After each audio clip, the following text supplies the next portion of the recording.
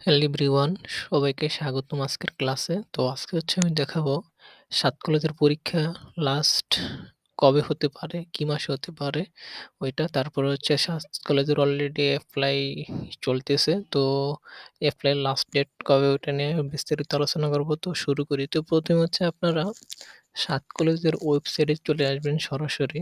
তো আসার পরে এখানে ৩ টা এমন একটা আ টেমপ্লেট দেখতে পারবেন। হুম?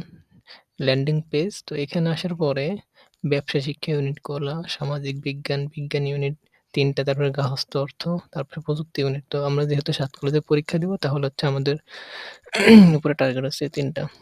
যারা আমরা ব্যবসা শিক্ষা ইউনিটে পরীক্ষা দিব তাদের আ শুরু হয়ে গেছে অলরেডি আবেদন। তো ৬ জানুয়ারি থেকে ১২ ফেব্রুয়ারি পর্যন্ত এখানে দেখা আছে সময় শুরু হইছে।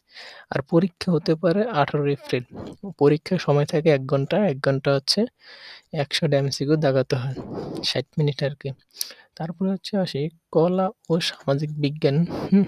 তো এখানে আবেদন ফি প্রদান। এটা তো জানেনই। ৬ জানুয়ারি থেকে শুরু হইছে, ১২ ফেব্রুয়ারি পর্যন্ত সময় থাকবে। এই তারপরে পরীক্ষার সময় হতে পারে ২৫ এপ্রিল। আবার ২৫ এপ্রিল টু ২৫ এপ্রিল মানে এখানে ওই ২৫ এপ্রিলে ১ ঘন্টা পরীক্ষা হবে ১১টা থেকে ১২টা সকাল।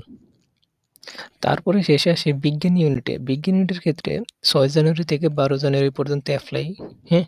এটাও শুরু হয়ে গেছে। তো আর পরীক্ষার সময় ১৯ এপ্রিল, ১১টা থেকে ১২টা সকাল। তো এখানে আমরা সবাই জানলাম তো লাস্ট অনেকেরই ১২ ফেব্রুয়ারি পর্যন্ত লাস্ট ডেট এপ্লাইয়ের। তো আমরা এর ভিতরে এপ্লাই করে রাখবো। আর ৭ কলেজ নিয়ে আর কি প্রশ্ন আপনাদের মনে ওটা আমাকে কমেন্ট বক্সে লিখবেন।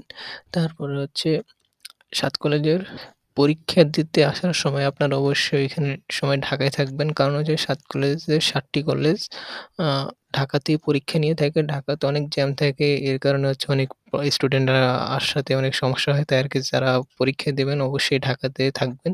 তো পরীক্ষা দিয়ে তারপরে আরকি যাবেন।